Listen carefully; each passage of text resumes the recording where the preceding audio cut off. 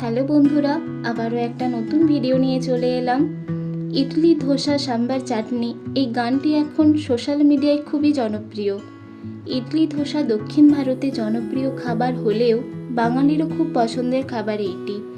এই ইডলি, ধোসা আমার দ্বারা কখনো বানানো সম্ভব নয়, তাই এর মিনিয়েচার প্রস্তুত করলাম। কথা বলতে বলতে কাজটির অনেকটি অংশই হয়ে গিয়েছে।